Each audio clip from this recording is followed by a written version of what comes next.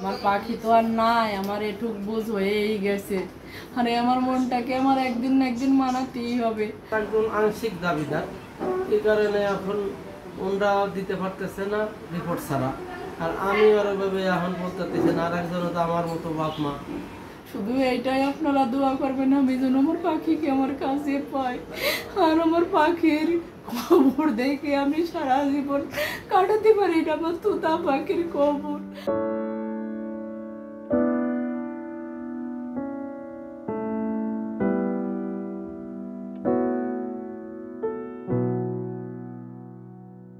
Raisa Moni milestone school and কলেজের তৃতীয় শ্রেণীতে পড়ত। ২১ জুলাই সোমবার স্কুলেরই একটি ভবনে বিমান বিধ্বস্তের ঘটনার পর থেকেই রাইসাকে খুঁজে পাচ্ছিল না পরিবার।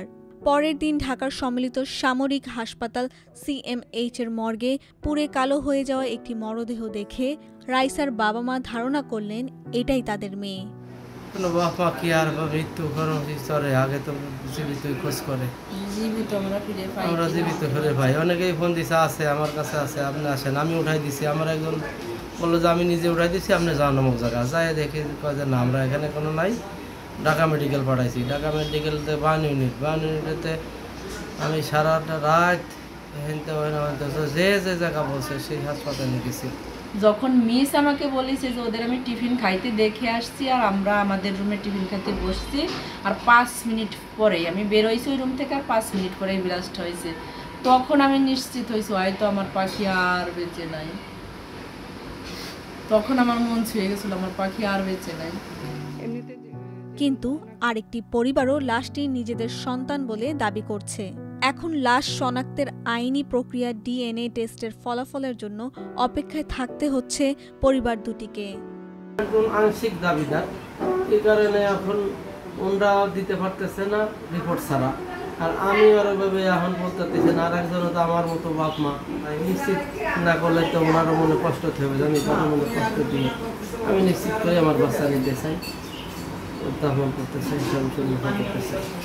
নর্মালি আমাদের মানুষের যেরকমের কান, ওর ওই কানটা এরকমের না, হরিণের মতো, হরিণের কানের মতো কান, একদম খাড়া কান। আমি একদম সরাসরি দেখতে পারতাম, হয়তো আমি আরো ভালো চিনতে পারতাম। কারণ রোজ আমার পাখিকে আমি গোসল করাই দিই, এখনো আমার পাখির চুল আশ্রয় দিই, আমার পাখির নখ কেটে দিই, আমার পাখির স্কুল ড্রেসের ব্যাগ ঠিক করে দিই। তা আমি মা আমার থেকে ভালো আমার সন্তানকে আর কেউ চিনবে না। লাশটি যদি আসলেই রাইসার হয় তাহলে এখন একটু স্পর্শ করতে পারবেন, আদর করতে পারবেন, দাফন করতে পারবেন। তা নিয়ে অস্থিরতার দিন পার করছেন রাইসার বাবা মা ও বড় বোন সিনথিয়া। ছোট ভাই রাফসানের অবশ্য এত কিছু বোঝার বয়স হয়নি, সে বোনকে নাম ধরেই ডাকত। একটু পরপর রাইসা আসছে না কেন প্রশ্ন করে বলে জানায় রাইসার পরিবার। রাইসার বাবা শাহাবুল ব্যবসা করেন, তার বড় মেয়ে সিনথিয়াও মাইলস্টোন স্কুলে পড়েন ৮ম শ্রেণীতে। ছোট ছেলে এখনো স্কুলে ভর্তি হয়নি। জানা যায় স্কুলের হায়দার আলী ভবনে বিমানটি বিধ্বস্ত হয়।